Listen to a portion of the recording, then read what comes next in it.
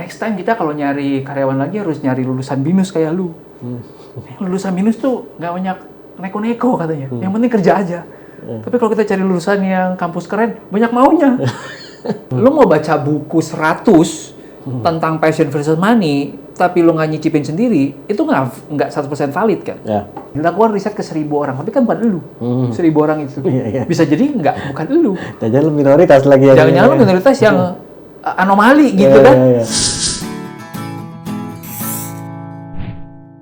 Assalamualaikum warahmatullahi wabarakatuh. Selamat pagi, siang, sore, malam, kapanpun lo nyimak video ini.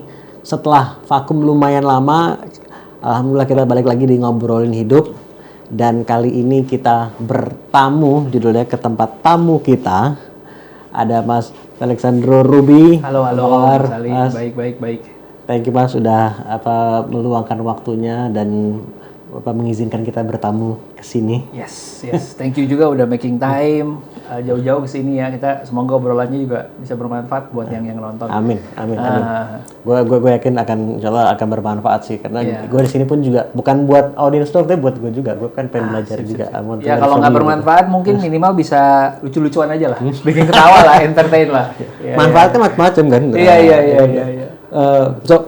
Mas Ruby, gue I see you sebagai entrepreneur, content creator juga, yang gue juga follow your content dan gue belajar banyak juga dari konten-konten Mas Ruby juga. Tetapi sebelum sampai jadi content creator, dan kalau gue ngelihat mungkin bukannya personal development, tapi kalau gue pribadi melihatnya banyak personal growth ya, tapi pertumbuhan diri baik dari sisi mungkin secara psikologis ataupun keuangan, kan macam-macam pertumbuhan itu ya. Tapi dulunya memang dari lu tertarik sama personal growth atau kayak gimana sih? Iya, first thing first mungkin pakai gua lu nggak apa-apa ya Mas ya? Campur aduk biar lebih enak ngobrolnya gitu. Mungkin karena gua dari dulu juga mengkonsumsi macam-macam konten yang personal growth.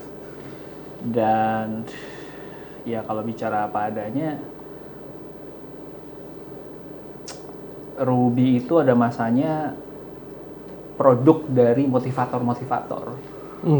Ya, yang menurut saya hasilnya adalah generasi ini gitu, yang dibuai dengan bisa jadi kaya cepat gitu ya, atau lu bisa bikin bisnis kayak gini-gini terus nanti melesat gitu ya, terus jadi miliuner gitu. Jualannya pada masa itu kan gitu. Sehingga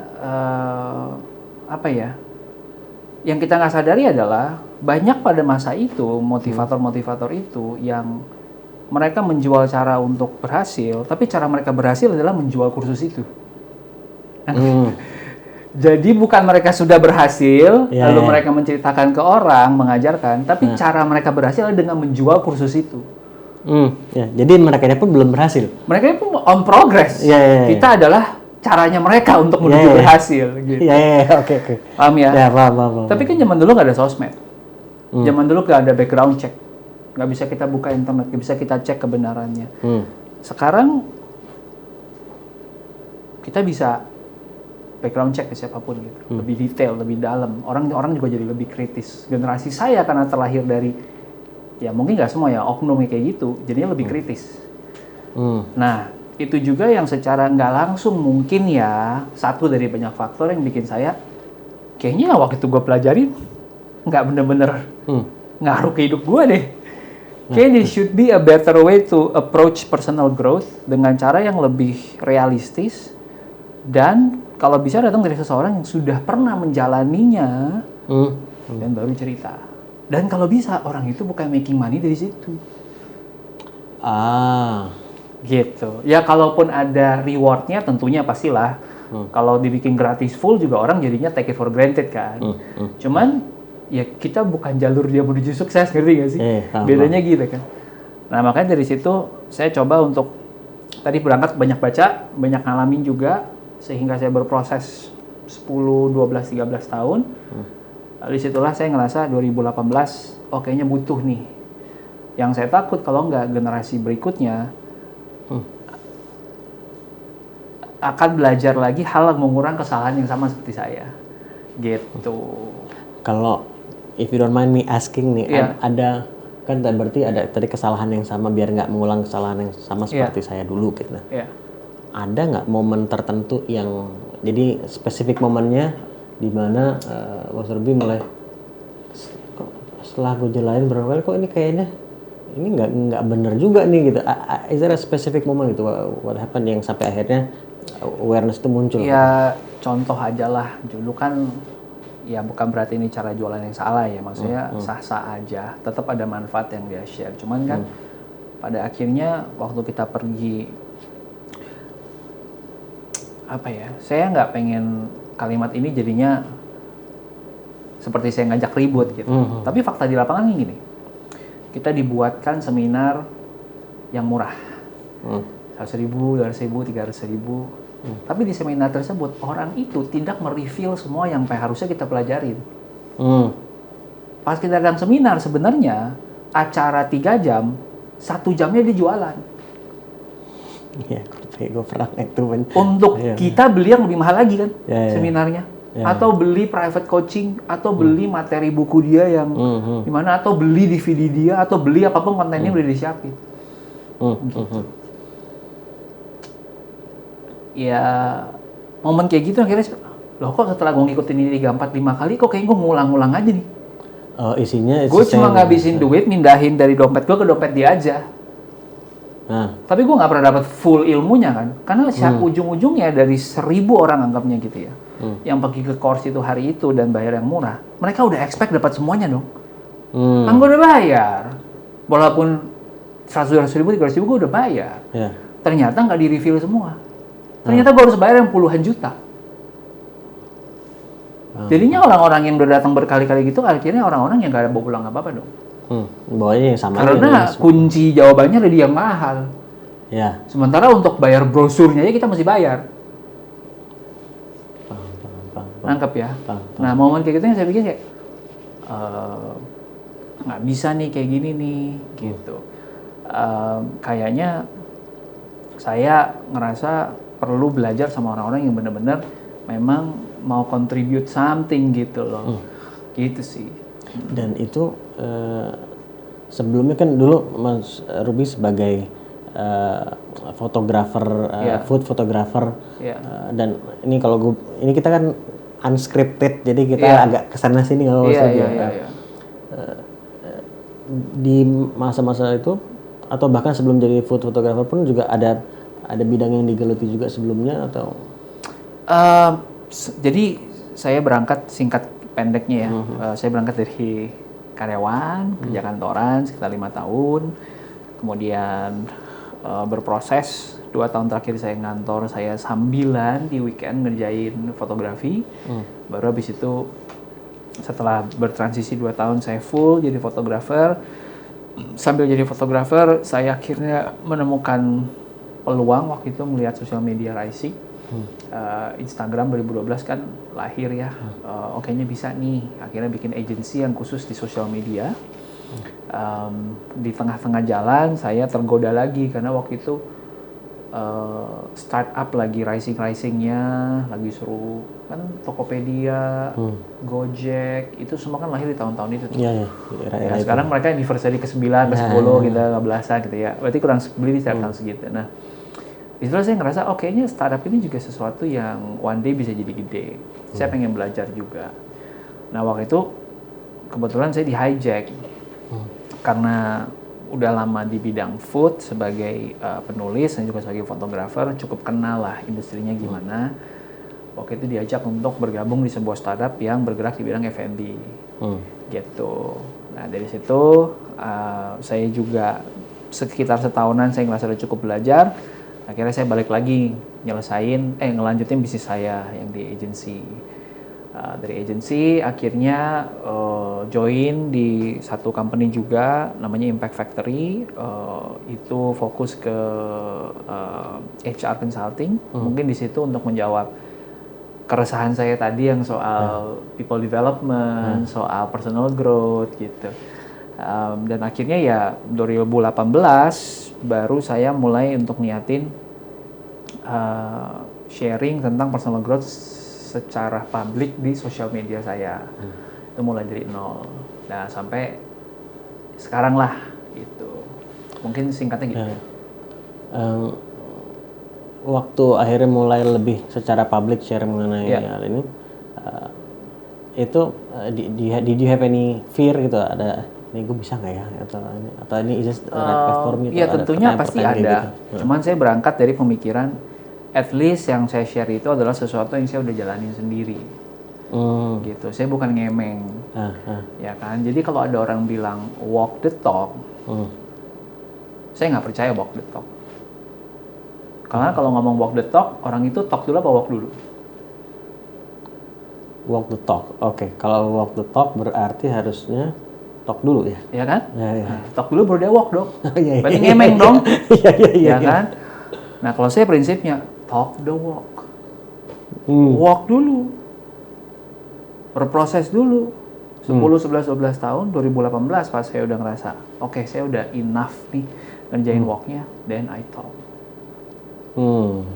Menarik. Jadi bukan walk the talk, tapi talk the to walk. Kebanyakan orang kan nggak bisa sabar. Ya. Atau mungkin ya tadi, kebanyakan orang ya oknum yang tadi.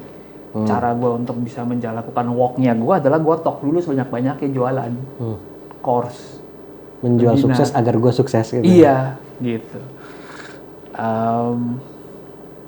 Ya, jadi saya waktu itu ngerasa ya udah at least saya ngelakuin ini secara jujur, otentik apa adanya saya, nggak dilebih-lebihkan, nggak dikurang-kurangin. Ya mungkin dikurangin demi kesopanan lah. Kalau nggak saya kalau ngomong bisa sefrontal tadi gitu kan, nggak banyak orang bisa terima gitu, right? Tapi ya jadinya gitu. Apakah ada fear? Yes. Tapi ya udah fokus aja ke niat baiknya gitu. Selama nggak nyenggol siapa-siapa juga, nggak menyebut orang yang nanti waktu contoh revisi di UU ITE, ya kan? Yang saya nggak nyebut siapa-siapa dari tadi, tapi teman-teman pasti pernah dong ngalamin yang tadi saya cerita gitu kan. Ya kalau nggak ngerasa ya udah. Oke, itu very interesting. Tapi gini, kebayang nggak dulunya akan sampai ke sini gitu? Tentunya nggak ada, gitu. Nggak ada yang. Nah inilah yang menariknya. Karena berangkat dari ya udah ketulusan pengen share aja. One day kalau jadi sesuatu ya bagus. Berarti saya bisa gedein impactnya lebih banyak orang lagi. Kalau nggak kejadian minimal saya udah ninggalin sesuatu yang baik lah. Gitu. Saya juga nggak punya mimpi untuk mengubah hidup 10 juta orang di dunia dengan bisa gini. Enggak. Gitu kan 110 5 orang yang akhirnya nge-DM saya dibilang thank you ya mas karena lu pernah sharing kayak gini, gue jadi tahu gue nggak usah ngulangi kesalahan yang sama. Makasih udah dibikinin podcastnya, gara-gara podcast ini saya jadi tahu selama ini saya spending begitu banyak di kartu kredit saya jadinya sampah doang, minimal sekarang jadi miles. Nah gitu kan, hal simpel aja udah bikin saya happy gitu. Ya kan, jadi nggak perlu selalu serius juga yang mau ngubah hidup orang gitu, kumpulin miles aja bisa ngubah hidup orang karena tadinya dia nggak keluar duit udah pasti segitu, nggak jadi apa-apa, sekarang jadi tiket pesawat minimal dia bisa terbang gratis, gitu kan. Nah jadi, back to the question tadi apa? Jadi kebayang nggak sih sampai? Iya, jadi ya ditanya ya nggak kebayang gitu, nggak kebayang sama sekali. Cuman setiap berapa lama saya memang punya kebiasaan untuk mereview yang udah gue lakuin ini sesuatu yang banyak dampaknya nggak ya, apakah ini memang sesuatu yang pengen gue lakuin jangka panjang, kalau gue pengen beloknya kemana, kalau derajatnya kok miring sedikit harus dilurusin lagi, ayo kita lurusin lagi gitu. Itu aja sih yang dilakukan. Dan kalau terakhir kali review, Mas Ruby masih merasa kayaknya ini bakal something yang gue lakukan dalam jangka panjang deh, atau enggak? Enggak. Nah itu kan menariknya kan, bahwa kita nggak ngerasa bahwa kita harus squeeze the maximum profit out of this gitu. Gitu. Makanya banyak orang-orang yang juga kalau yang udah quote unquote follow gitu ya, lama di sosmed saya pasti tahu gitu.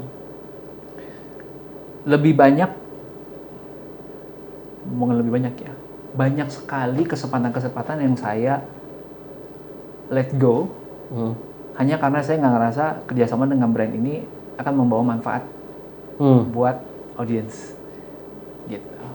Contohnya gini, Yang lagi ramai kemarin Sultan itu, ya yang sampai di Bareskrim berujungnya. Ya. Tawaran yang sama juga datang loh, untuk mempromosikan. Tapi pernah dengar nggak saya promosi? Nggak. Kalau saya mau maximize profit dari situ bisa nggak? Ya. Oh, pintunya tinggal saya bilang iya kok, orang saya ditawarin. Gitu. Tapi kan tidak semua keputusan hidup itu adalah untuk maximizing profit. Ya. Gitu. Nah, jadi kalau ditanya lanjut apa enggak, saya belum tahu jawabannya.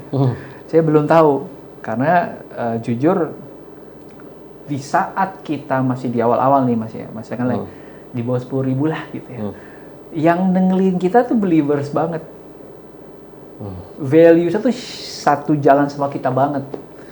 Ketika kita hit sebuah angka yang tiba-tiba jadi masif, ya saya juga nggak tahu nih gimana tiba-tiba jadi 170.000. Walaupun belum gede banget, ada orang yang jutaan gitu. Tapi di sini aja kita udah ngerasa bahwa makin banyak yang belief-nya itu cuman karena dia mau get something out of this. Bukan karena dia mau grow bareng. Jadi beda loh ya. Anggap 10.000 pertama nih yang benar-benar believers tuh mereka datangnya karena, oh ya, nih Ruby sharingnya bagus nih. Terus kayaknya gue bisa grow bareng sama dia deh. Jadi bukan cuman gue ngambil dari Ruby, tapi gue dengan sadar dan sukacita dengan senang hati berbagi juga ke Ruby. Apa yang gue rasa bisa jadi values, bisa dia sebarin lagi ke orang lain, bisa belajar bareng. Nah sekarang yang terjadi lebih banyak orang maunya ngambil dong. Tapi kalau diajak ngobrol untuk sharing, you guys punya cerita apa aja nih menarik tentang topik ini? Sangat sedikit sekali. Nah di saat itu kan kita mulai mikir, oh, gue lanjut apa enggak ya? Kalau gue lanjutin, udah jadi begini nih orang-orangnya nih, gitu. Di original believers masih ada tentunya, gitu kan. Tapi udah lebih ramai sekarang yang begitu, yang sebaliknya. Kalau saya mau lanjutin, jadi PR besar buat saya untuk yang baru-baru ini untuk mohon maaf nih di account ini bukan kayak di tempat lain, yang lu cuman sebagai penikmat. Karena menikmati konten ini juga butuh effort loh, waktu, tenaga. Karena saya prinsipnya walk the talk, talk the walk, berarti saya harus walk dulu dong. Nah, bagian walknya kan orang nggak tahu, capeknya, prosesnya, ngejalaninnya baru bisa talk. Kalau saya sekarang mau bikin konten tinggal nge-googling doang terus saya jadiin konten, gampang. Gampang, ayo kerjain dia terus sampai 10 tahun ke depan, gampang. Masalahnya untuk jadi orang yang mau bersabar dan walk dulu baru share ceritanya, kan itu capek. Dan itu orang nggak ngeliat. Sementara orang tetap maunya take. Gitu. Nah, jadi saya sekarang ada di crossroad yang berpikir lanjutin ini apa enggak, jawabannya belum tahu. Ini kalau menurut ini observasi gue secara umum ya, mungkin juga salah tentunya. Memang sepertinya lebih banyak yang fokus, what can I get gitu kan. Dan gue bisa bilang guilty gitu, gue termasuk gitu ya. Walaupun gue juga berpikir what can I give juga gitu ya. Tapi gue rasa mungkin ada sisi ego kita juga yang ya kita ingin dapat sesuatu juga, either learning tertentu or anything gitu kan. Kalau Mas Ruby sendiri kembali ke tadi mau kita bicara momen, ada nggak? Have you always been what can I give gitu? Atau ada nggak momen yang membuat berpikir ya kayaknya gue lebih banyak get something tapi gue kok merasa gue kurang ya untuk contribute, akhirnya terus mulai bertransisi. I try to be fair all the time, bukan all the time, sebisa mungkin. Makanya orang mungkin ngelihatnya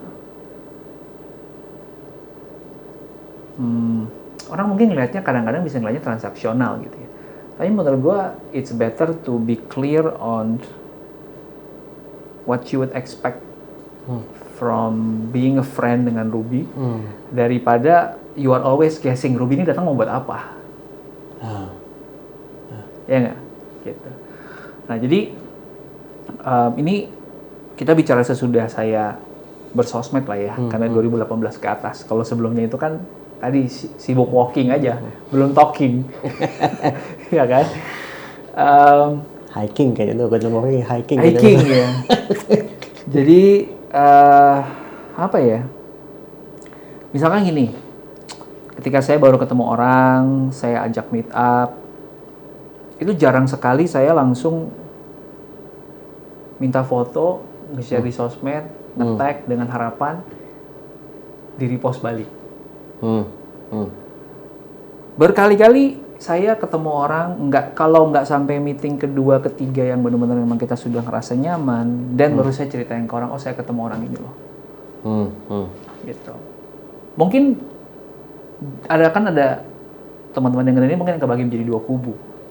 Kubu pertama bilang, lu nggak appreciate orang itu loh. Kan lu udah spending time together ya normal lah buat lo untuk saling mention each other gitu. Soalnya zaman sekarang kan currency-nya adalah mention satu sama lain gitu, mau nggak mau kan. Tapi buat saya, kan saya udah tahu dari awal sama orang ini saya mungkin nggak cuma untuk sekali doang. Saya malah expect-nya setiap kali saya ketemu orang kalau bisa untuk long term. Nah kalau saya di kepala udah mindset dan saya pengen ketemu orang dulu, berarti akan ada kedua, ketiga kalinya dong. Nggak perlu juga harus yang pertama gitu. Exploit. Di-exploit ya, karena kan berasanya kayak baru ketemu sekali, terus sudah langsung tanggung jawab, gue banyak banget nih. Gue mesti nge-repost lu, mesti begini lu gitu kan. Nah saya nggak mau kasih pressure itu ke orang. Tapi di sisi lain ada juga orang yang ngerasain, gue udah mau iyain ketemuan sama Ruby, tapi nggak diapa-apain lu sama dia. Yang dia lupa adalah di belakang tersebut ada mindset bahwa, hey, it's because I want the second one, I want the third one, I want us to be something yang bukan cuma sekali ketemu dan that's it gitu. Gitu. Nah jadi itu thinking behind-nya sebenarnya. Jadi kalau bicara give and take tadi, saya mau coba bisa mungkin give dulu. Give yang saya udah lakukan adalah dari obrolan kita toh. Ya kan sebenarnya kan kita ketemu orang obrolan 1 jam itu udah give. Right, give our time, give our insights, dan biasanya saya ketika ketemu orang saya nggak nahan-nahan. Dalam arti gimana? Dalam artian kalau dia datang untuk mencari sesuatu ya gue ceritain aja. Seperti yang tadi saya bercerita di awal sebelum kita rekaman gitu kan. Beberapa kali orang datang ke saya nanya insights. Rob, gue pengen ngobrol tentang dunia podcast. Kebetulan company gue lagi lagi mau masuk ke sana gitu. Ayo ngobrol sejam lebih gitu ya, semua insight saya kasih. Menurut gua kreator tuh butuhnya ini, lu kalau bikin ad mesti butuh fitur kayak gini, ini yang orang cari. Guess what? Ketemu sekali saya nggak pernah dikasih thank you lagi, tapi 3 bulan kemudian jadi semua fitur itu ada di aplikasi dia. Jadi saya prinsipnya nggak pernah nahan. Yang lebih valuable yang saya kasih ke lu, yang gua kasih ke lu 2 jam ngobrol sama lu, apa di-mention di sosial medianya? Itu kan yang dipertanyakan. Kalau itu udah valuable, dan ya elah, di-mention di sosial mah receh lah. Gitu kan? Nah jadi prinsip saya gitu. Ketika saya ketemu orang, ya saya kasih apa yang saya bisa bagikan. Orang itu nanti mau jadiin apa, mau thank you apa enggak, mau di-repost apa enggak, that's your problem with your own morality gitu, atau with your own belief lah. Tapi yang penting saya tahu saya udah ngasih yang saya bisa, gitu sih. This value kalau gue boleh bilang about not just taking kayaknya strong word, tapi getting something from someone juga gitu ya. Itu tapi juga akhirnya to contribute, bukan hanya tapi to contribute this value in you kalau boleh bilang. Apakah sudah ada sejak dulu, kayak kalau gue bertanya misalnya gini nih, bertanya misalnya if you don't mind me asking, Ruby waktu kecil kayak gimana sih gitu? I don't remember my childhood sampai umur mungkin kelas 4, kelas 5 SD. Wow. Sisanya blank. Jadi saya nggak bisa jawab kalau ditanya childhood sampai sejauh itu. Tapi kalau ditanya, let's say masa SMA, kuliah, gitu ya. Karena orangnya sangat introvert dan nggak banyak pergaulan juga, nggak bisa bilang saya kontribusi banyak juga ke orang. Gitu. Mungkin waktu kuliah, lepas kuliah, kerja baru lebih berasa ya. Tapi kalau dengar dari kalimat saya kan mungkin nggak enak. Saya coba ambil dari kalimat yang orang pernah ngomong ke saya, gitu.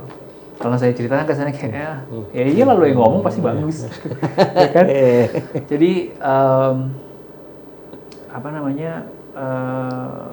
Oh ini contoh, kita punya circle of friends yang beririsan lah ya, di Impact Factory misalnya gitu. Salah satu foundersnya lah, gitu kan. Waktu itu saya masuk kerja di sana sebagai employee, terus ya udah ada apa dikerjain aja gitu. Jadi job listnya nggak ada. Pokoknya apa yang diminta dibantu dikerjain aja gitu semuanya. Sampai di satu titik ketika udah berapa bulan-bulan ngerjain itu, saya ingat banget waktu itu kita baru selesai sebuah project, terus apa namanya, saya dapat salary bulanan, lalu tiba-tiba salah satu founder kasih saya bonus. Dibeliin lah sebuah jaket yang menurut saya nggak pernah punya jaket harga 2 juta gitu. Right? Terus saya bilang, ini buat apa? Gitu. Oh ya, we just want to appreciate you karena you have done more than you were expected to. Gitu. Sementara saya jawabnya, ya mereka kagetnya adalah, saya jawabnya, saya nggak ngerasa saya harus dibayar lebih. It's part of my job desk menurut saya. To do everything tadi itu. Walaupun everything semua dikerjain itu kan. Abis itu mereka bilang, oh gitu ya Rup, jadi lu ngerasa lu dibayar segitu dan semua itu udah cukup? Ya cukup. Abis itu bulan depan gak ada lagi bonusnya. Coba maksud gua, yang surprise mereka adalah akhirnya mereka bilang gitu kan berkali, gila nih Rup, next time kita kalau nyari karyawan lagi harus nyari lulusan BINUS kayak lu. Lulusan BINUS tuh gak banyak neko-neko katanya, yang penting kerja aja. Tapi kalau kita cari lulusan yang kampus keren, banyak maunya. Right? Jadi mungkin itu ya, mungkin itu yang innately udah ada, salah satu value-nya adalah altruism. Itu yang saya baru punya namanya, label ini namanya altruism, dan that that drive from the inside untuk mau ngebantu. Gitu. Diminta pun enggak, sebisa mungkin fokusnya adalah ngebantu. Gitu. Mungkin altruism itu cukup kencang. Ya, mungkin karena bawaan dari how I'm raised, yang saya nggak nyadar dan saya nggak inget tadi. Atau mungkin karena tadi didikan di BINUS kayak gitu, saya juga nggak tahu. But baru sadarnya adalah tadi setelah masuk kerja dan di feedback seperti itu salah satu foundersnya, dan di situ baru mulai proses pengenalan diri. Mungkin yang saya bisa recall itu sih. Oh ternyata gue punya ini gitu. Ternyata gue punya ini gitu. Oh ternyata ini value yang gue pegang secara gue nggak sadar gitu. Kalau tadi Mas Turbi tadi bilang lo lebih banyak punya kecenderungan introvert yang tinggi lah gitu ya. Iya. Sedangkan what you do now gitu ya, dari mulai podcast, ya kan, 30 Days of Lunch, dari YouTube lagi YouTube, gitu ya. Kemudian ya sosmed sebagai muncul di publik gitu ya. Nah itu kan membutuhkan sisi ekstrovert juga tuh. Nah itu apakah awalnya nggak nyaman dan semakin kesini semakin nyaman, atau sampai sekarang masih nggak nyaman, atau how do you, dan mungkin juga bahkan sebelumnya kalau seperti itu kenapa mau melakukan hal-hal yang membuat Mas Turbi juga perlu mengeksersis sisi ekstrovertnya juga gitu. Iya, I think it comes from the misunderstanding that a lot of people get from extrovert and introvert. Gitu. Orang ngerasa bahwa extrovert adalah orang yang berani tampil di publik, berani ngomong, bisa jadi leader. Padahal terlepas mau extrovert atau introvert pun, lu bisa ngomong di publik, lu bisa jadi leader. Gitu. Yang bikin beda adalah caranya extrovert recharge dan caranya introvert recharge. Ya kan, jadi ngomong di public dan leadership dan bla bla bla yang orang anggap itu cuman punyanya extrovert, is a skill that everyone can learn. Bedanya, orang introvert abis rekaman podcast 1 jam, bye, gue mau bengong dulu 6 jam ke depan. Extrovert, lanjut yuk kita ke party lagi di sini sama narasumber yang sama, karena buat dia makin empowered, gitu kan? Itu bedanya. Gitu. Jadi abis saya ngobrol sama Mas Ali, saya habis ini nggak ada apa-apa karena saya tahu saya udah pasti harus recharge. Gitu. Saya nggak mungkin padetin sebuah meeting lagi, nggak mungkin padetin dengan ketemu orang lagi karena I know myself as an introvert butuhnya recharge. Jadi sebenarnya itu sih Mas. Tapi nyaman nggak atau awalnya ada nggak nyamannya juga? Nggak nyaman bukan karena introvert extrovert sebenarnya, karena belief yang salah tentang introvert extrovert. Jadi saya dulu juga belief yang sama bahwa kan gue introvert, belakang layar lah introvert. Sekarang udah nggak percaya gitu. Banyak loh content creator di circle saya yang justru lebih bagus karena dia introvert. Because introverts somehow mereka punya empati yang lebih. Satu, yang kedua analytical kan biasanya.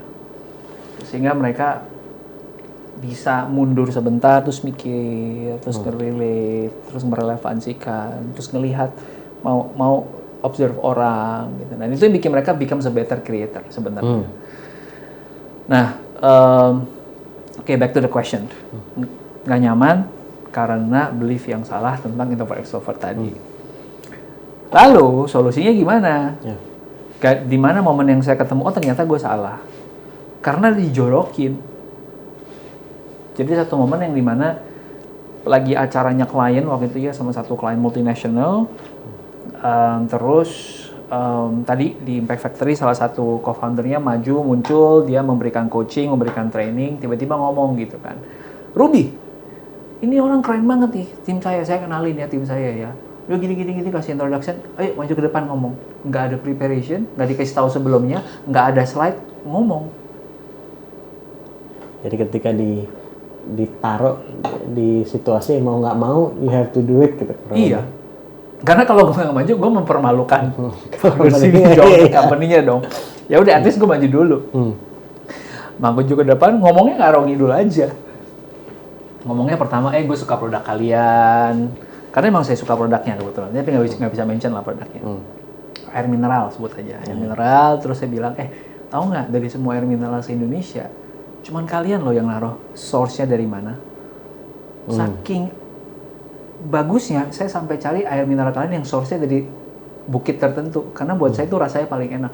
Kalian tahu itu nggak? Gitu. Ya, jadi saya berangkat apa yang bisa gue ngemeng aja waktu itu. Karena dekat di hati kan. Nah dari situ akhirnya mereka malah tertarik, ternyata ini orang observasinya tinggi ya. Ternyata mereka care sama produk kita ya. Dan ternyata itu aja bisa kasih feedback yang bagus buat mereka. Besok saya lanjutlah cerita sedikit. Poinnya adalah tapi gini, mereka nggak tahu kalau saya nggak prepare. Mereka nggak tahu kalau saya tuh ada apa di kepala kepikiran, dan saya nyeplos dulu aja waktu itu. For them, it is still a good presentation. Nangkep ya? Paham. Jadi di situ saya melek, ternyata yang saya takutkan cuma di kepala saya. Sementara orang yang menikmati nggak tahu juga bahwa itu unprepared. Right? Nah dari situlah saya nyadar bahwa ternyata saya bisa sebenarnya, it's a skill yang bisa saya pelajarin. Ya udah dari situ ada kesempatan untuk maju ngomong, ya dicicil aja 10.000 jamnya. Ngomong 5 menit, 10 menit, 15 menit sampai dipercayakan presentasi yang bentuknya lebih panjang dengan riset yang lebih dalam. Mulai dari yang sekedar ngomongnya bosenin sampai akhirnya bisa berinteraksi, dari yang tadinya malu-malu sampai akhirnya bisa lebih bikin orang ketawa. Dari yang tadinya maju ke depan tuh cuma bisa diam di satu tempat karena stage fright, sekarang kalau maju ke panggung tuh nggak bisa diam dari ujung ke ujung gitu ya. Dari yang nggak tahu mau apain sama audiens, saya pernah lari dari atas panggung sampai ke ujung paling belakang, bikin wave semuanya supaya bangun. Introvert. Tapi kenapa bisa? Dilatih. Like we discussed tadi, trained speaker walaupun introvert. Bahasanya apa ya? I'm a properly trained introvert speaker. Properly trained introvert speaker. You definitely properly trained. Trainnya yes for sure. Artinya berproses gitu kan ya. Iya. Berproses. Dan speaker atau speaking is one way of communication, dan Mas Ruby juga menulis juga kan as a writer juga.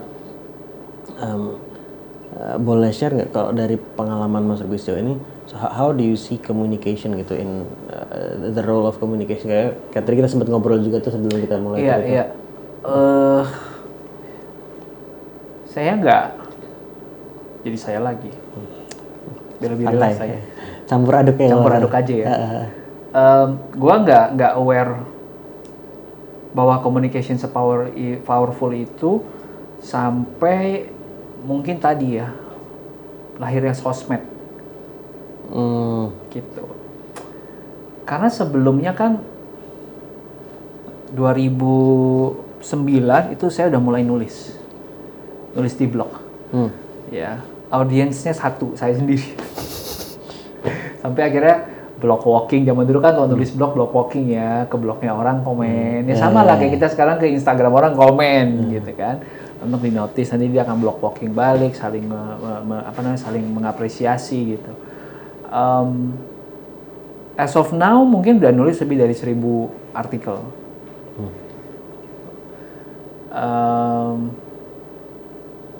Tahun lalu dapat kesempatan untuk sharing lebih dari 70 public speaking engagement. Jadi kalau dibilang communication, sekarang baru berasa pentingnya in the past 6-7 years semenjak social media naik dan mulai rising. Tapi dulu dilakukan secara organically karena hobi. Nah, menurut saya hampir semua komunikasi itu berangkat dari nulis. Makanya saya nyebut soal blogging, gitu. Karena ketika kita nulis kan kita belajar mempertanyakan logika kita. Gue baiknya mulai kalimat untuk pembukaan apa ya supaya menarik buat orang dan mau baca kalimat berikutnya. Bagian isinya untuk mengargumentasikan poin gue harusnya gue pakai angle A, B, C, apa D, E, F yang lebih kuat. Lalu closingnya supaya orang nggak lupa dan orang ingat, gue ninggalin satu quotes atau kalimat penutup apa ya yang bikin orang memorable. Ulang itu 1.000 kali, lama-lama jadi cara ngomong. Karena when you write the way you talk. Ya nggak? Yes. Waktu apalagi nulis blog yang pertama banget, itu kan seolah kayak kita lagi ngomong sendiri tapi jadi tulisan aja. Nah, itu kan internal communication akhirnya jadi eksternal kita komunikasikan ke orang. Jadi mungkin lebih kayak gitu sih, Mas. Jadi itu secara nggak langsung melatih, karena saking seringnya menulis, akhirnya melatih keluar dalam bentuk omongan pun semakin terlatih juga. Yes, trained introvert public speaker. Properly trained introvert speaker. Karena gue juga punya kecenderungan introvert jauh lebih tinggi pada sisi extrovert gue. So gue bisa sangat relate with what you're saying gitu. Okay. See, you're a good communicator as well. You create content as well. Nggak ada hubungannya. Maksudnya nggak terlalu mengganggu kan being an introvert. Karena ini mungkin share sedikit ya. Tapi gue nggak mau banyak-banyak karena it's about you, not about me. It's okay. I want to learn something as well. Gue pribadi pun juga meyakini bahwa nggak ada orang yang 100% introvert atau 100% extrovert gitu. It's just a kecenderungan mana yang lebih tinggi, mana yang lebih rendah. And at different times we can exercise. Kayak gue di saat ini gue perlu lebih mengexerciskan sisi extrovert gue. Tapi ya gue tetap punya sisi introvert gue yang gue butuhkan juga gitu. And it's like you said, it's a skill yang lama-lama train and then you get better and you get more natural gitu. Meskipun juga perlu tetap belajar terus. Gue sekarang kadang, gue sendiri pribadi menyadari gue kalau ngomong kadang suka kecepatan, kadang suka saking bersemangatnya. So it's part that I realize juga gitu. Benar. But back to you.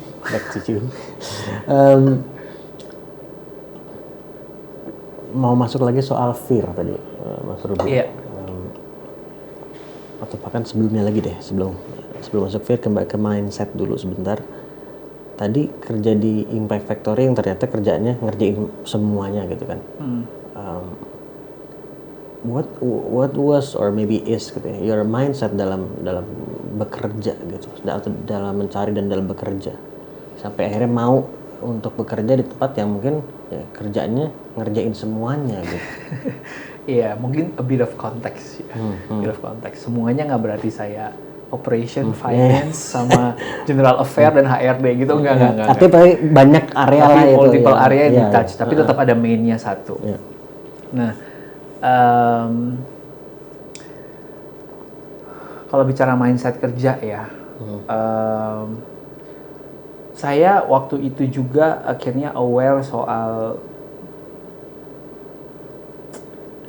finding your strength itu juga karena bekerja di Impact Factory waktu itu. Ingat banget sama ngobrol sama Doni panjang banget tentang itu. Sekarang founder Happy Five.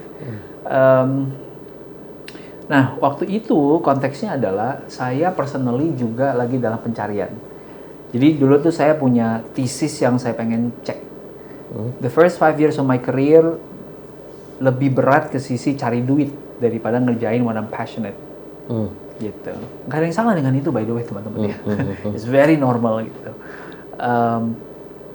Yang lucunya awalnya saya nggak terlalu enjoy dunianya. Waktu itu dunianya alat berat ya. Jadi saya jualan ekskavator, bulldozer, crane, genset gitu ya. Nggak terlalu enjoy, tapi lama-lama saya makin menikmati dan malah jadi cukup mencintai industrinya. At one point saya bisa ngendarain ekskavator, bisa gali lubang tutup lubang sendiri gitu ya. Macam-macam. Nah, waktu ke Impact Factory itu saya lagi eksperimen gimana kalau bobotnya saya kasih lebih banyak ke passion daripada ke duit. Jadi totally kebalikannya waktu the first 5 years gitu. And what made you think that, sorry gue potong, what made you shift seperti itu? Pengen tahu aja. Karena kalau bukan gue yang nyobain sendiri, mohon maaf nih, lu mau baca buku 100 tentang passion versus money, tapi lu nggak nyicipin sendiri, itu nggak 100% valid kan? Ya. Karena itu kan risetnya, misalkan ya dilakukan riset ke 1.000 orang, tapi kan bukan elu, 1.000 orang itu. Bisa jadi bukan elu. Jangan minoritas lagi ya. Jangan-jangan lu minoritas yang anomali gitu kan? Right? Kan situasinya 1.000 orang itu nggak bisa direplikat 100% ke kita juga misalnya gitu. So I just want to test it, gitu. Apa yang gua baca, ketika gua praktekin di lapangan, mental apa malah jadi bener, gitu. Malah jadi bagus gitu. Nah, karena waktu itu kan benar-benar dibuatnya seolah-olah kalau lu nggak kerja sesuai passion tuh, sucks lah hidup lu lah. Jauh lebih inferior lu daripada orang kerja berdasarkan passion gitu kan. Ya nggak sih? Ada juga orang yang ekstrim gitu kayak apa sih lah passion? Dia kerja buat cari duit. Gitu.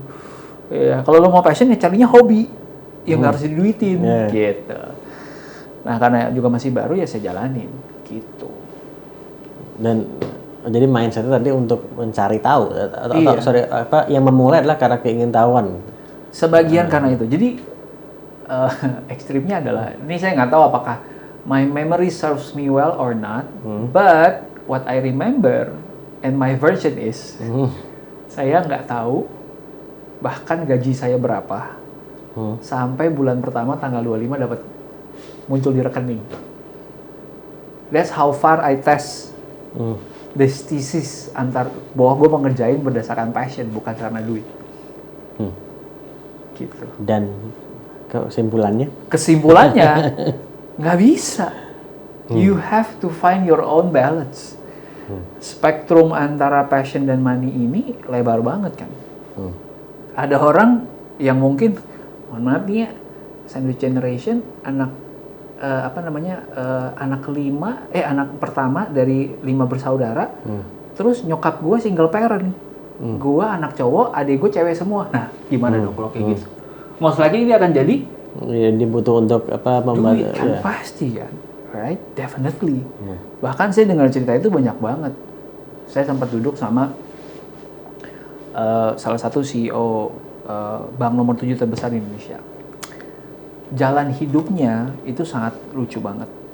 Dia bisa ada di posisi sekarang karena kakaknya mengorbankan nggak kuliah supaya adik-adiknya semua kuliah. Saat itu nggak ada kesempatan buat mendebatkan passion versus money karena pilihannya either you have the money to survive or enggak. Not even talking about passion, right? Nah jadi bisa dibilang kalau orang sekarang teriak-teriak privilege, the biggest privilege this generation have is the ability to choose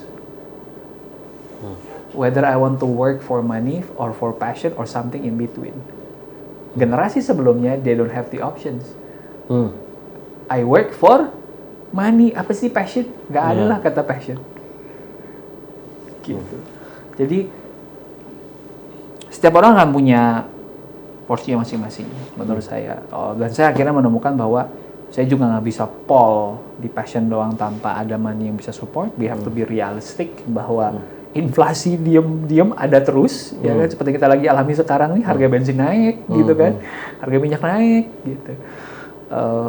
Ya kalau kita nggak menanggapinya dengan kita punya income yang cukup atau bisa mengikuti perkembangan inflasi kan nggak bertanggung jawab juga sama hidup kita kan. Tapi satu sisi juga nggak bisa yang cuma hidup based on fulfillment yang datang dari terima uang doang. Karena ada fulfillment yang datangnya nggak bisa dalam bentuk rupiah. Contohnya, the enjoyment of working on something that you believe in. And eventually yang lo kerjain itu benar-benar bisa ngebantu hidup orang, dan orang itu bisa cerita ke kita, thank you banget ya, karena apa yang lo kerjain ini,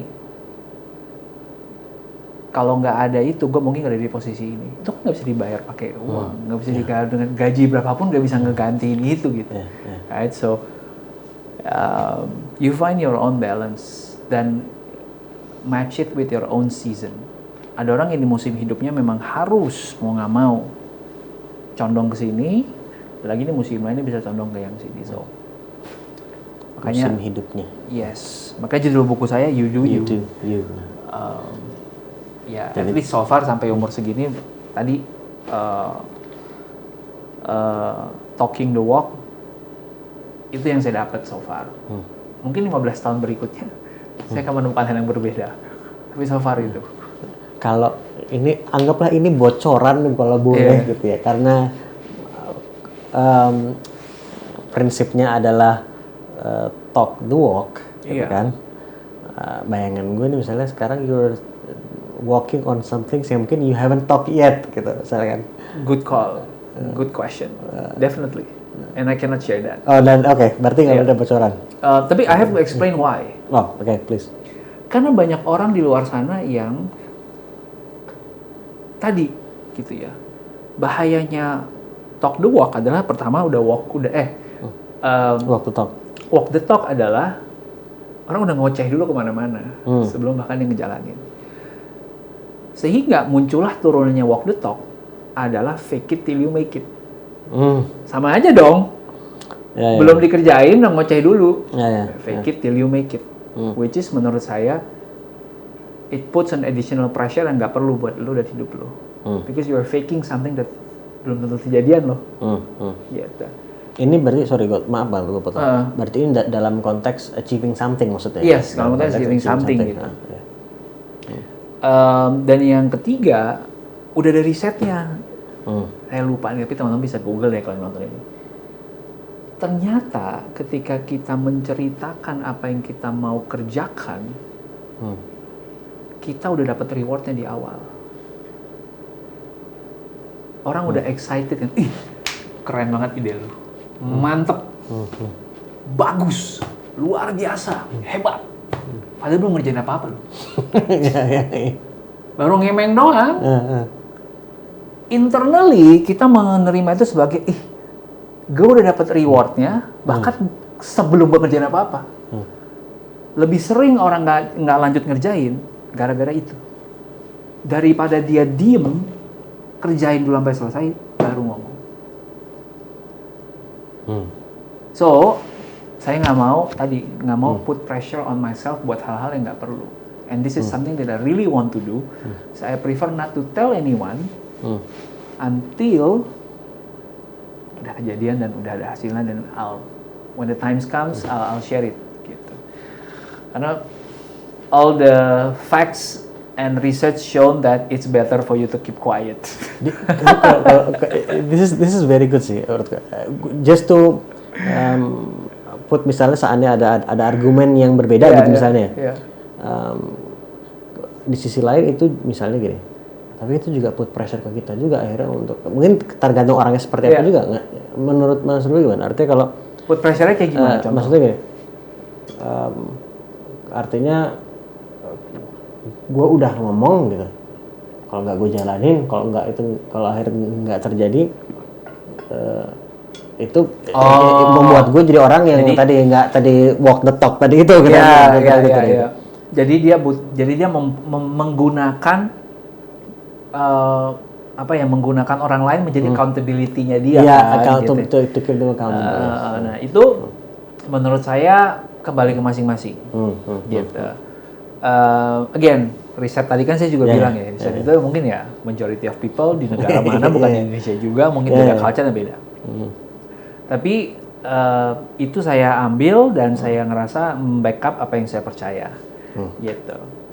Tapi kalau buat teman-teman yang emang tadi you do you-nya sampai paham banget diri kalian butuhnya adalah accountability partner, silakan lakukan, but at your own risk. Gitu. Udah tahu plus minusnya dan you choose to go with the one that serve your purpose the most, serve your goal the most. Gitu. Ini salah satu kesimpulan dari apa yang barusan Mas Ruby sampaikan. Yang gue dapat adalah juga kan erat kaitannya dengan seberapa kita kenal diri kita, sehingga kita lebih tahu cara yang mana yang lebih tepat untuk kita kan gitu. Dan gue juga menyimpulkan lah so far gitu bahwa tadi you know yourself pretty well, which I'm sure masih terus berproses juga gue yakin. Tapi bahwa Mas Ruby menganggap penting untuk berproses mengenal diri. Yes. Gitu. Orang bilang kan bahasa kerennya self awareness. Ada nggak hal-hal tertentu yang Mas Ruby lakukan untuk berproses untuk terus semakin mengenal diri? I think mungkin ada faktor usia juga ya. Ya kan. Coba let me take time untuk jawab ini supaya singkat. Karena saya takut jawaban-jawaban saya itu kecenderungan, ini bicara self awareness juga ya. Jawaban-jawaban saya itu kecenderungan panjang. Nggak apa, kita masih ada 6 jam bro. Cenderung panjang. Saya takutnya bukan orang yang penikmatnya channelnya Mas Ali, ini bukan tipe yang suka dibuai dengan banyak cerita gitu ya. Pokoknya kayak kasih gue jawaban dalam 1 menit gitu. Nggak apa-apa. You do you gitu. Iya. Tadi pertanyaannya gimana? Ada yang mungkin hal-hal yang gue bisa yang Mas Ruby lakukan untuk terus berproses semakin mengenal diri gitu. Oke. Jadi ada hubungannya sama mungkin kata kuncinya kalau kembali gini, ini Ruby si penulis lagi mencoba untuk battling dalam pikiran dia cara terbaik menyampaikan pesan ini gitu kan. Mungkin pakai 2 kata kunci kali ya. Curiosity and honesty. Curiosity and honesty. Kita mesti punya rasa ingin tahu, rasa penasaran yang cukup untuk mau mencoba, mau nyicip. Ya toh. Saya tanya balik misalnya Mas Ali, makanan apa yang tadinya Mas Ali ngerasa ini kayaknya nggak enak, tapi bisa cobain, sekarang gue doyan, ada nggak? Tomat bakar. Kenapa waktu itu nggak suka? Ngelihat bentuknya gui-gui gitu ya, karena nggak suka yang lembek-lembek gitu ya. Habis itu makannya dalam konteks apa waktu itu? Diajak orang, dikasih challenge atau di tempat mertua? Tempat mertua. Mau nggak mau dimasakin, jadi harus masak, harus makan. Penasaran juga, ada penasaran juga kan, makan terus akhirnya ternyata kaya banget rasanya dan not bad, ternyata suka ya. Great, bukan not great bahkan gitu ya. Nah, itu juga sama menurut saya gitu. Kalau kita punya rasa penasaran dan curiosity yang cukup, kita akan mau mengizinkan diri kita bereksperimen. Apapun hasilnya nanti, ya bagian dari eksperimen.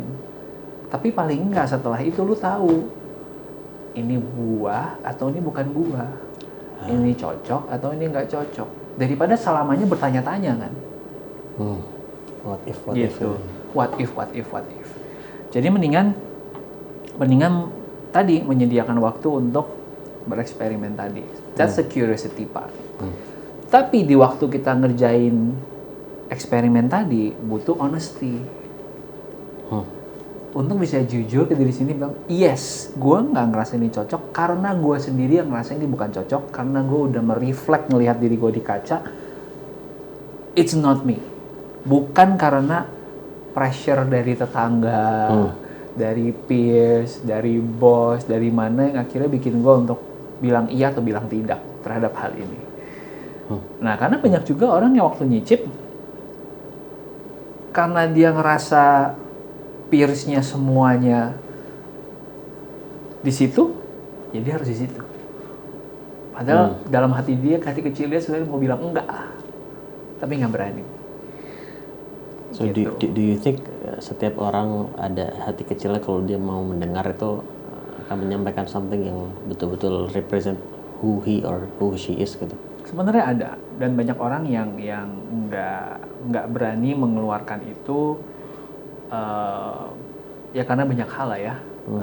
Dan yang kedua mungkin juga, yang ketiga mungkin kalau mau nambahin, honesty, curiosity, yang terakhir maturity, kedewasaan. Ini makanya tadi yang saya berdebat di kepala saya, apakah ada faktor usia di sana, yang saya bilang.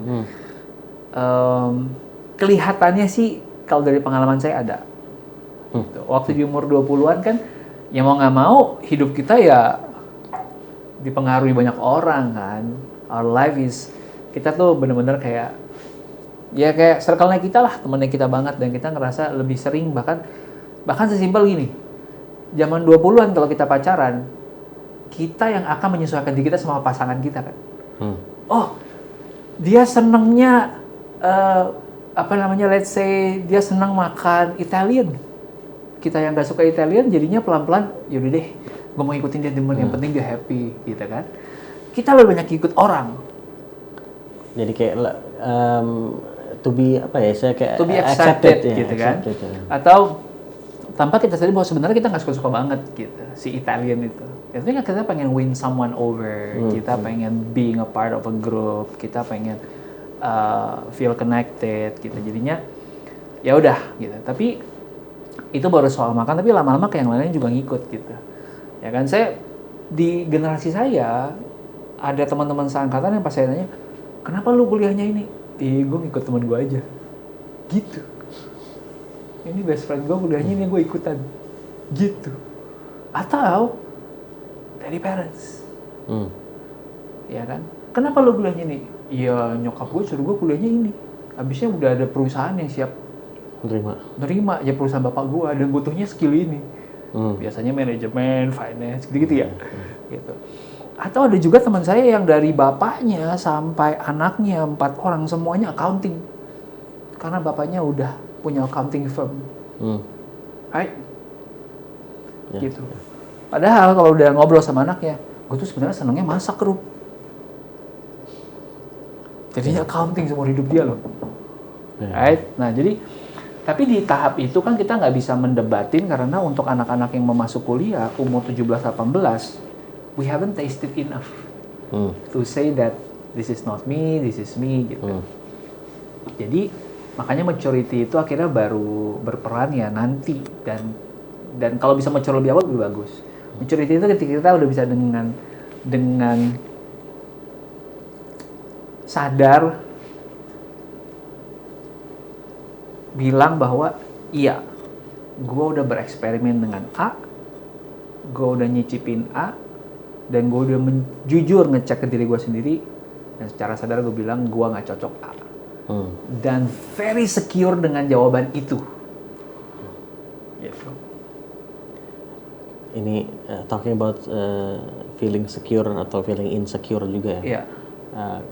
The more kayak tadi Mas Ruby bilang, semakin kesini yang believers yang awalnya masih ada, tapi kan followers bertambah dan seterusnya. Biasalah semakin banyak begitu, mungkin juga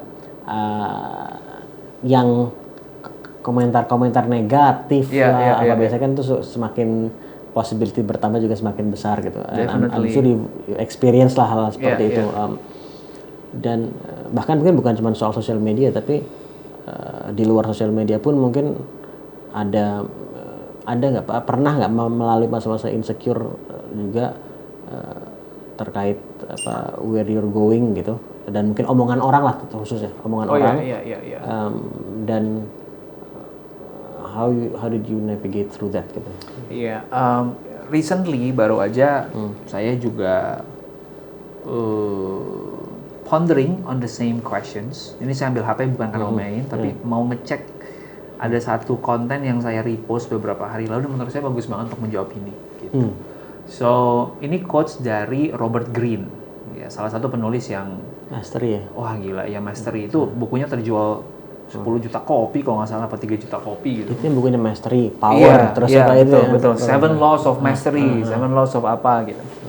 Dia tulis kayak gini, when you show yourself to the world and display your talents, you naturally stir all kinds of resentment, envy, and other manifestation of insecurity.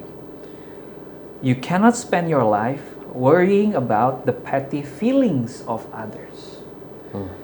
Jadi waktu kita ngerasa, waktu negativity itu datang ke kita, misalkan kemarin waktu zamannya lagi main, kemarin NGL link itu, yang orang kirim, send me anonymous message gitu ya, di Instagram kemarin rame itu. Orang mengambil kesempatan itu untuk menyampaikan sesuatu yang jahat, karena anonymous. Teman-teman saya pada curhat gitu. Gila, Ruk. Gara-gara naruh anonymous link ini, orang-orang pada nanya pertanyaannya gila. Dan kadang-kadang bukan pertanyaan, statement yang ngejudge kita ini, ngejudge kita itu, teman-teman saya pada, wah gila. Sebenarnya itu dua arah kan. Waktu kita ngebaca, bisa kita yang insecure, bisa kita yang sadar. Oh, ini sebenarnya insecurity-nya orang lain yang diproject ke gua, gitu. Karena apa? Karena mungkin gitu ya, mungkin dia tadi envy sama kita, gitu kan. Kalau nggak apa jawabannya? Kalau dia nggak suka sama kita, lu kagak ngapain masih follow gua, masih ngeliat konten gua dan ngambil waktu untuk capek-capek nulis ke gua, lu benci gua. Kan aneh. Lu kalau benci gue nggak usah follow sama sekali dong. Ya kan? Ngapain juga lu masih konsumsi konten gue gitu. So berbekal dari situ akhirnya saya ngerasa bahwa negativity itu akan terus ada. Aku ambil angle yang paling hardcore-nya dulu ya. Yang tadi nih, yang the few percentage yang kecil banget yang emang level of hate-nya tinggi banget gitu ya. Itu udah definitely kita abaikan. Never entertained sama sekali. Karena nggak ada gunanya satu, yang kedua juga nggak ngasih kita kembali ke Robert Greene, itu manifestasi dari insecurity-nya dia, yang kalau kita bawa malah kan nularnya ke kita dan itu nggak baik. Nah saya lebih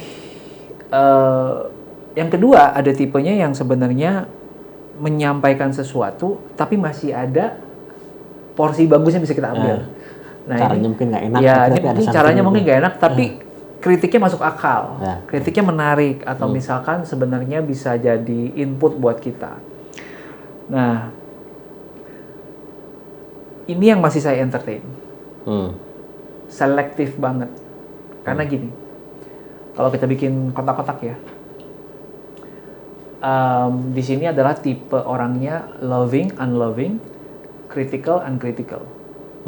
Oke, jadi ada orang yang care sama kita sehingga dia kritis, ada yang karena care banget sama kita sampai dia nggak kritis sama sekali, ada yang nggak care tapi kritis, ini yang harus paling dihindari, yang nggak care dan uncritical ya udah ini nggak muncul di dalam hidup kita, right? Jadi yang 1% tadi menurut saya adalah orang yang nggak care, tapi critical, kritik, itu udah saya hindari. Tapi kalau lu kritik because you love and you care, saya mau dengerin. Gitu. So, simpel lagi gitu sih. Cara saya panjang kan kamu jawabannya. Aduh. Tapi kan dari come to that Itu dari No, awal. this is what I wish, and mudah-mudahan buat everybody wish juga gitu, karena kan ada runtutannya jadi kan. That's good menurut gue pribadi. Mungkin a couple of last questions lah gitu. Nggak apa-apa, santai-santai. Failure. Ya. Atau sebelum failure bahkan sukses dulu deh. How do you see success from your point of view gitu? Sukses itu ketika nilai-nilai yang kita pengen jalani dalam hidup kita, ya benar-benar nilai-nilai yang kita hidupin setiap harinya. Gitu. Dan bicara nilai, makanya sukses itu very personal ke setiap orang. Gitu.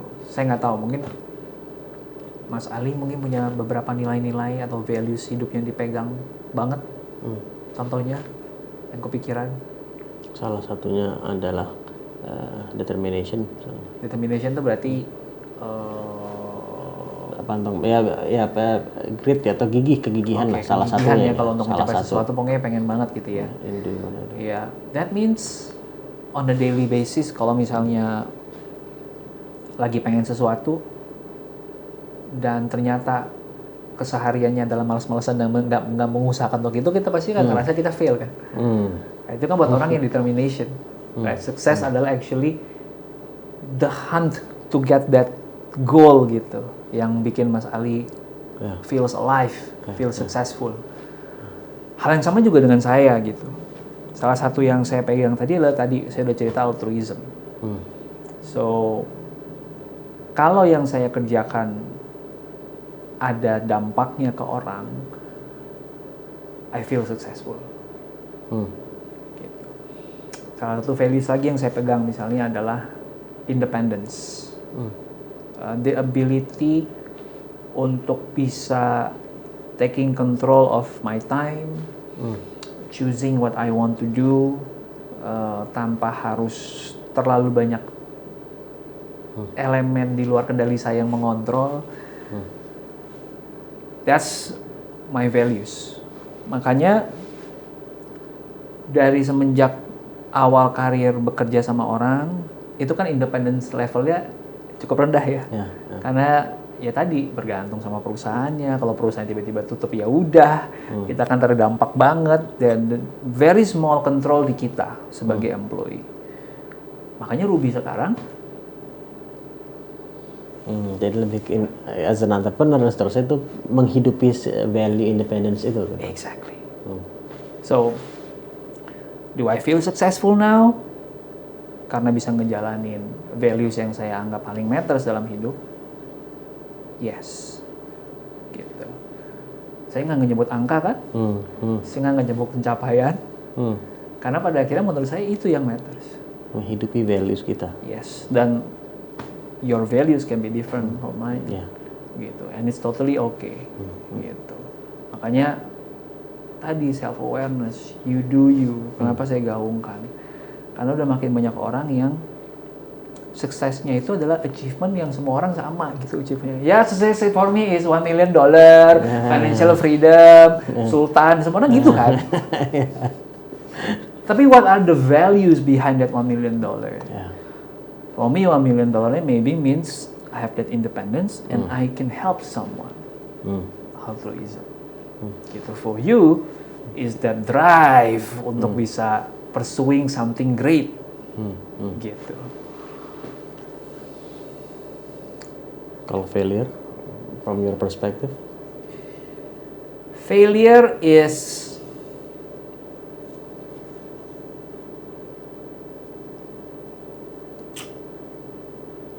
apa ya? Saya fail berkali-kali sih.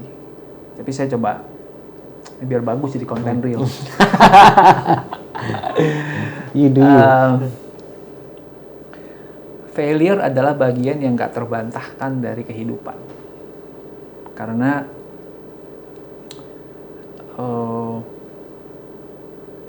ambil contoh kita kecil. Kita sadar gak sih? Kita tuh dulu mau makan aja diajarin loh. Jangankan makan, pup aja diajarin kan? Potty training namanya. right? Dan kita nggak langsung berhasil loh. Berkali-kali kita pasti ngompol. Siapa yang sini yang masih ngompol waktu kecil, right? So failure is an indisputably part of life. Whenever you are trying something new, most definitely you will fail first, ya kan? Jadi kalau kita menerima realita bahwa failure is part of the journey, kita jadi nggak takut sama failure. Ya karena tadi, dulu gue mau pup aja diajarin loh, dan gue fail berkali-kali untuk bisa pup di tempat yang benar. Ya sekarang kalau gue mencoba hal baru, ya normal lah kalau gue fail dulu di awal-awal, right?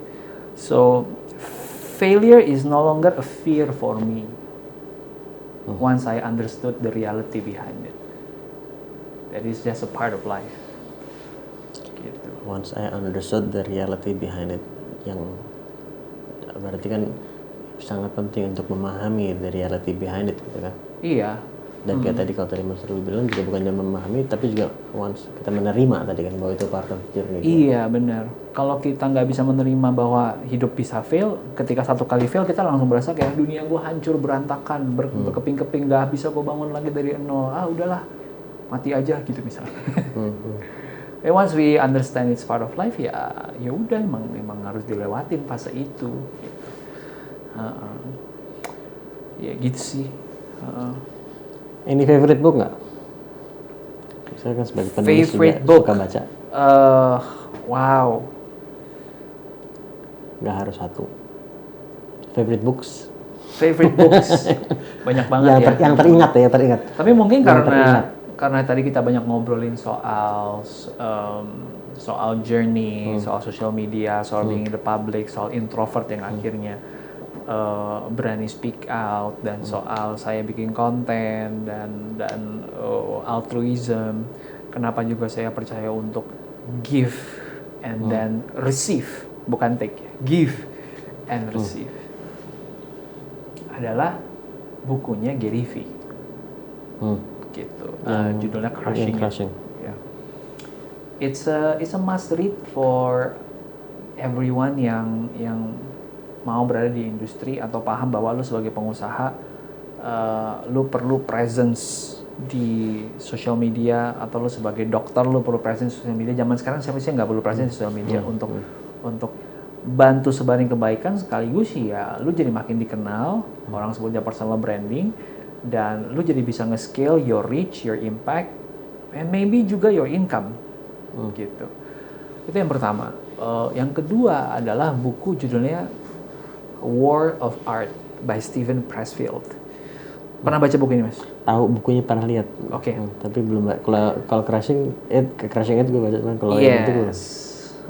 Nah, War of Art itu buku yang agak-agak indie ya kalau orang bilangnya. Covernya sangat tidak menarik, gitu. Fontnya juga jelek gitu ya covernya. But a really good book for anyone who's feel stuck in life. Karena gini, dia bikin argumen kayak gini. Kenapa cuman kreator, orang yang di dunia seni, orang yang di public speaking mungkin, yang bisa ngomong bahwa aduh, sore ini gue lagi nggak mood, gue nggak feel like konten, nggak pengen bikin sesuatu. Musisi kadang-kadang gitu kan, yang kayak gue harus tunggu momennya perfect banget nih gitu kan. Tapi bayangin lu jadi dokter, lu kerja di UGD jam malam ya sampai pagi, ada pasien datang, sorry nih, gue tahu sih itu habis tabrakan, 10 menit lagi mati sih, tapi gimana ya, gue lagi nggak mood. Why is there? Dari sekian banyak profesi, cuman orang-orang tertentu ini kayak sepertinya eksklusif banget. Gitu. Lu doang yang boleh pakai istilah itu. Ya kan, writer's block lah, mental block lah, whatever. Nah, argumen dia jadinya adalah, ya sebenarnya ini bisa dibaca lebih detail buku ya, karena bukunya terlalu bagus untuk dijelasin dalam waktu 1 menit. Gitu. Tapi ya akhirnya di buku itu memecahkan semua mitos-mitos itu. Intinya kita punya cara dan strategi untuk mengalahkan itu. Makanya judulnya War of Art. Berperang waktu kita lagi menciptakan sebuah karya. Nah, peperangan itu seringkali terjadi dari si istilah writer's block itu dan gimana cara ngalahinnya gitu. So Jadi tuh gue ngeliat buku itu, tapi emang tahu doang, tapi nggak iya, tahu. Jadi iya, emang it's a great book ya. kalau pakai Kindle hari ini lagi diskon jadi $10 doang. Dan hari ini adalah tanggal berapa nih? 29 Juni 2022. Artinya Tapi siapa nonton tahu, nunggu. ya. Iya. Tapi siapa tahu, nggak tahu siapa tahu hari ini atau soon ada diskon lagi kan. Kapanpun lo nyimak. Iya. Kalau Buku apa nggak lagi ya? Mungkin gue bisa nambahin satu lagi sih. Please. Jadi I think everyone needs to read Gary Vee book. Yang kedua si War of Art. Yang ketiga ini buku baru banget sih. Jadi sengaja lah yang ketiga gue taruh sesuatu yang recent lah ya. Judulnya 4,000 Week. 4.000 minggu. Nah yang menarik adalah judul kecilnya. Time Management for Mortals. For mortals. Kenapa dibilang begitu? Manusia dia bilang dia ngukur-ngukur ya, pada akhirnya manusia hidupnya 4.000 minggu aja udah. Dia udah hitung gitu. 4.000 minggu lu bagi 52 sekitar 80 tahun. Gitu. That's life expectancy-nya orang. Kenapa dia bilang time management for mortals? Karena banyak orang hidup seolah-olah dia nggak akan mati. Nah jadi judul bukunya bukan time management for immortal dong. Kalau lu nggak punya, lu nggak akan mati ya suka-suka lu mau ngapain. Jadi ada sarkasme sedikit. Exactly, ada sarkasme di situ. Jadi poin pertama di buku adalah lu akan mati. Gitu. Dan mengetahui lu akan mati, time management lu akan adjust banget. Ada 2 angle kenapa adjust. Yang pertama, lu jadi sadar bahwa lu nggak bisa kerjain semuanya, bro. Nggak bisa. There is not enough weeks dari 4.000 minggu itu buat lu achieve yang kayak Elon Musk mau achieve gitu. Ya mungkin cuma 1 doang dia kayak gitu di dunia. Gitu kan. Itu yang pertama. Yang kedua, makanya Elon Musk yang lagi mencoba dia kerjakan berikutnya adalah gimana supaya umur dia panjang kan, longevity itu, that's the next problem yang dia mau solve gitu kan, atau pindahin otak dia ke chip gitu kan. Nah, there's not enough time gitu. Nah, berangkat dari situ lu jadi tahu, lu jadi bisa berani untuk mengkurasi, ya kan, dan mengeliminasi mana yang mau lu lakuin, mana lu nggak mau ngelakuin, gitu. Mana definisi sukses yang sebenarnya menurut lo banget dan mana yang sebenarnya ini versi duniawi yang nggak penting gitu. Nah itu yang pertama. Lalu yang kedua, karena lo juga tahu lo mortals dan you only have 4,000 week, ya sebenarnya kerja gak usah sampai segila-gila banget. Gitu dia mau bilang. Emang lo ujung-ujungnya mau ngapain sih? Ini mau ngapain gitu. Ya tapi in details read the book. Kalau rata-rata buku productivity di luar sana mengajarkan kita untuk gimana caranya cramming as many possible activities in one day dan membuat task list kita itu dicek semua dengan rapi. Justru counter argumen dia di buku ini banyak banget. Justru dia men-challenge semua itu. Very interesting. Iya. Dan gue mau rekomen juga satu buku judulnya You Do You book dari Mas Ruby. Lo bisa juga di deskripsi video ini ada linknya, lo bisa beli di situ. Itu juga buku yang sangat bagus, dan itu gue juga udah baca. Thank you. Gue sangat rekomen. And sekali lagi terima kasih banyak Mas Ruby for your time, for your insights, for your wisdom, for your energy juga. Sama-sama. Very very much appreciated. Mudah-mudahan nggak bosan kita ngobrol-ngobrol lagi. Yes. Banyak banget yang gue pelajari dari lo, dari mulai awal dari konten, mulai dari buku, dan now directly from you. So very much appreciate. Thank you banget udah mampir, thank you banget udah sharing hari ini. Senang juga bisa akhirnya connect. Mungkin kalau boleh ninggalin satu hal soal si buku You Do You. Please.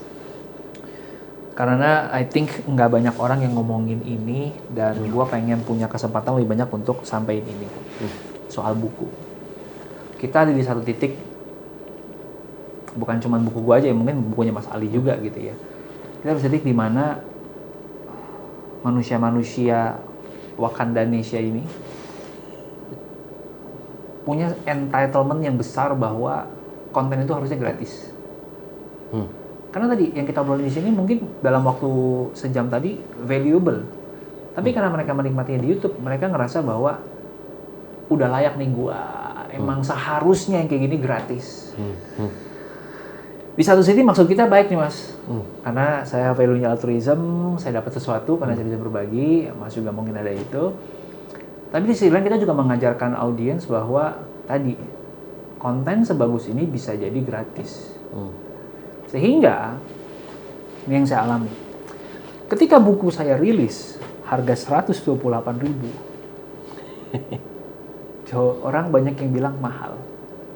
Yang pertama, yang mereka tidak tahu adalah harga aslinya buku itu waktu pertama kali kita drafting 160.000. Jadi teman-teman, sebelum buku itu rilis, kita udah pikirin kok gimana caranya supaya bisa se-affordable mungkin. Ya. Kenapa 160.000? Karena teman-teman kalau bacanya nggak berwarna bosen kan? Tulisannya padat-padat, kecil-kecil gitu juga lu ngantuk kan? Ya nggak? So that's part of that yang harus kita balance dong. Akhirnya kita coba untuk tanpa mengurangi isi, tanpa mengurangi makna, kita packing supaya bisa lebih reasonable nilai produksinya. Dapatlah 128.000, plus kita bilang ke Gramedia sering-sering diskon ya, baiknya mereka sering diskon 20%, jadi 96.000. Ya. Nah, even udah di diskon begitu pun, masih banyak orang yang beli bajakannya. Yang seharga 30.000, 20.000 gitu ya. Nah, jadi menurut saya, buat siapapun yang mendengarkan ini, ada porsi yang memang free, gitu ya. Tapi bukan berarti yang free itu nggak valuable, nggak ada nilainya, nggak ada harganya. Dan ketika teman-teman ngelihat sebuah buku yang mungkin harganya let's say 100.000 kayak tadi, yang harus dipahami adalah di belakang buku itu ada pengalaman dari si penulis. Saya nggak bicara buku saya doang ya, ini udah bebas dah, karena rata-rata buku Indonesia kan 100.000 ya. Gitu.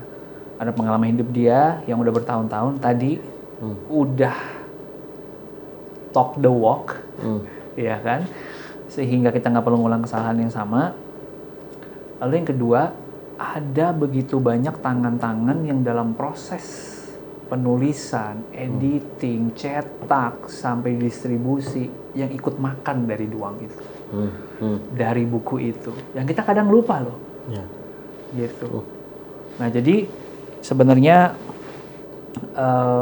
pesan besarnya adalah bedakan konten yang memang free, konten yang memang berbayar, masing-masing punya value masing-masing, masing-masing punya kegunaannya masing-masing. Jadi jangan didebatin, buku ini kan harusnya gratis, nggak akan ketemu. Gitu. Dan yang terutama lagi, janganlah dibajak. Saya sampai bikin konten, saya beli buku bajakan saya sendiri. Terus saya review kualitas bajakannya. Anyway, ya mungkin itu pesan terakhir buat teman-teman yang menikmati konten ini. Pengennya supaya kita sebagai society juga makin naik. Karena saya ngebayanginnya, bagaimana kalau begitu banyak orang di luar sana yang pengen nulis, pengen sharing pengalaman dia, pengen berbagi insight buat generasi berikutnya, tapi dia jadi apatis gara-gara itu. Negara kita makin turun loh, bukan makin naik. Karena makin sedikit orang yang mau sharing. Gitu. Apalagi udah kasih konten gratis kayak Mas Ali, di kolom komennya isinya cercaan semua. Kenapa sih ngomongnya pakai istilah-istilah bahasa Inggris? Kan gue jadi nggak paham. Gitu. Ya lu tinggal nge-googling aja bro. Lu bisa buka YouTube, bisa buka Google, pakai translate. Gitu maksud gue gitu loh. Nah semakin banyak kita membuat yang negatif kayak gitu, maka akan dampak negatif. Karena kreatornya jadi malas, orang jadi malas berbagi. Dan kita kan nggak mau itu cycle yang akan makin deadly ya. Jadi self-entitlement gitu. Tadi itu. Exactly, jadi ya mungkin ini dipakai, mungkin nggak masuk, mungkin masuk, saya nggak tahu. Tapi nggak apa-apa, ini masuk. Nggak apa-apa lah. Saya mau tutup dengan itu sih, buat teman-teman. Bahwa kita semua udah pikirin kok yang terbaiknya buat teman-teman semua, gitu pasti. Niatan kita bukan cuma mau cari untung doang. Karena kalau saya mau cari untung, saya self-publish, Mas. Porsinya lebih gede ya, royaltinya ya, gitu kan? Gitu. So, sebagai penulis, saya mengekokan apa semua sarapan disampaikan juga tadi. Ya benar. Ya, thank you sekali lagi, Mas Abi. Sama-sama. Thank you so much atas waktunya, sekali lagi atas apa semua yang di sharing, dan buat lu juga semua, thank you juga sampai di sini menyimak apa obrolan kita ini. Mudah-mudahan bermanfaat dan mudah-mudahan dimanfaatkan. Dan kita ketemu insya Allah di episode selanjutnya. Thank you. Assalamualaikum.